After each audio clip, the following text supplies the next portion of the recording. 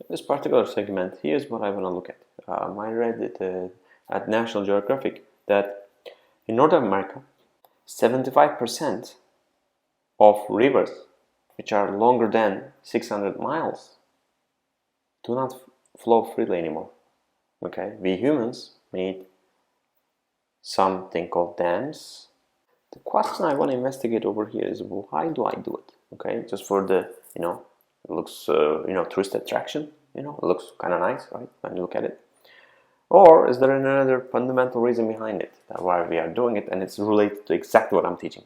Okay, so the dam, everybody knows, is what happens to it. So if I have like a river flowing from here to here, I put something and I put the water, obviously the river flow is not gonna stop because I put some structure over here. It just keeps, accumulating over here. So it just, let's say that it goes up to over here, and this is the regular level of the river going down. Okay, now let me explain you why we do it, and I'm giving you a hint in my drawing over here. By the way, my drawing is terrible. I'm sorry about that. So, if you think about this, if I don't have this dam, I will not be able to obtain any energy from here. So the water goes directly from here to here, and I have nothing in my hand, right? But this is be related to the mechanical energy of the fluid that I'm talking about. So obviously rivers are liquids, right? And I have water, right? I have this form of the energy. So what I want to look at over here is kind of like get us going a little bit to analyzing systems is this. Let's say that I take this as point 1, and let's say that I take this point as point 2. What happens is, again, too much lingo, I'm trying to not to, but to a level. So let's look at something called streamlines, and the streamlines we'll discuss a lot in fluid mechanics, but think about like the car advertisements where they have a plume of smoke going around the car, right? So those are streamlines. So how the a point basically originated one in time, and it's going like this, let's assume, right? And I have something called turbine over here. Is now I'm going to introduce what a turbine is. Basically, it is energy extracting devices. Okay, let's assume that this particular one, point 1, corresponds to basically a particle over here. It goes like this. I'm just drawing the tangents to the velocity vectors. Again, don't want to get too specific, but here it goes to over here as an example. Okay, now the question is, why don't I compare the energy of point 1 and point 2 just to see what is going on over here, and I'll tell you how the turbines work. Okay, let's look at the mechanical energy of the fluid at point 1. Okay, and at point 1, well, I'm just simply going to write what my formula is. Okay, and did you realize what I'm doing? I'm writing a specific energy. So what it means is it is per kilogram or per pound mass. Okay, so I'm dealing with, let's say, 1 kilogram of water that I have. I'm writing the energy content of it at point number 1. Cool. Let's do point number 2 too. And it will not come you as a surprise, but it will be exactly the same as this. But I will have V2 square over 2 plus GZ2, 1, 1. I forgot that. Okay? Again, you may not be seeing or appreciating what the significance of this is. Let me help you with that. Okay? This obviously is a free surface. What free surface means is this is whatever the pressure at that particular altitude is. If you're like thinking about sea level, this will be the pressure. What about over here? This will be the pressure too at the same. You can see there's some elevation difference, but what did I say about thermodynamics? We're not going to worry about the changes in the pressure in gases, right? So, and in reality, the absolutely negligible. You don't have to worry about this one bit, okay? So the P1 will be equal to P2, okay? All right, so this means so far so good. Now let's look at the velocity terms. So here's the thing. Remember what I said. I am looking at a 1 kilogram. Do you think I have a river over here?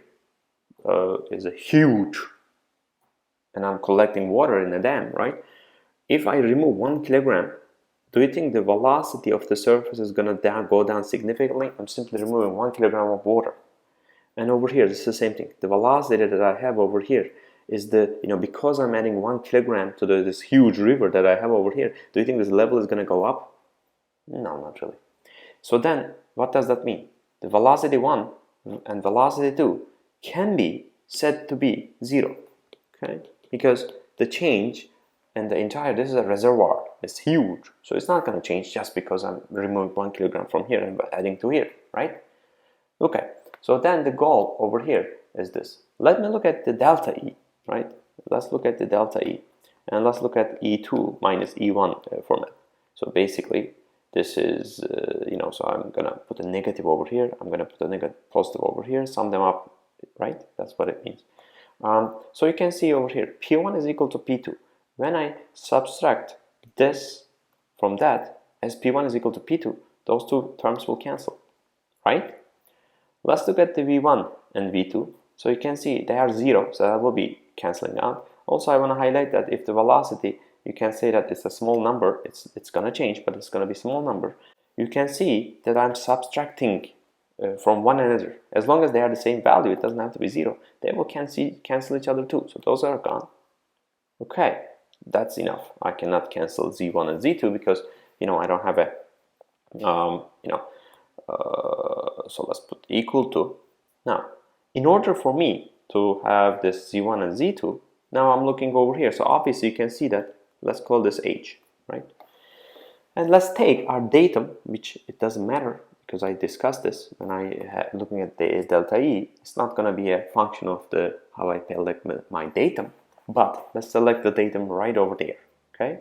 And then what will happen is, then my Z2 will be 0, 2, right? Because I aligned. What about Z1? That will be an H, right? That's what I highlighted over here. So when I subtract this then I'll get a negative of GZ, right? So this is the energy level. So let's think about this. So the energy that I have over here is GZ amount more than the energy that I have over here. So I have an extra energy. Do you see where it's going? So I have an extra energy over here that I have at this point. So somehow that energy went down over here, okay? So this then delta E that I have myself, what I can do is I can connect a device called a turbine, and then I can extract that GZ amount of energy that is extra going from 1 to 2. Am I going to be able to convert that 100% efficiency? No, absolutely not. But it will be fairly high, okay? So I can now convert this to power, okay? The turbine does that. So the flow, every kilogram of it goes through here to here. It's just going through here. I'm not allowing the water to go over here and then come back over here, okay? And the reason is very simple. I put a turbine, so I extract that energy difference between those two, and I convert to the power, and I send this power into my, for instance, if there's a city that is living close by to the dam, I can power an entire city from this electric source that I have. And as we will study down the road, that electrical energy is the highest version, highest form, or the quality of energy. So this is a brilliant device. That's why 75% of the rivers that we have in North America is not flowing freely anymore, okay? Environmental effects of it, that's a different conversation. Obviously, I'm just looking at the thermodynamic side of things and energy, okay? Thank you for watching the segment. I will follow up with you very soon.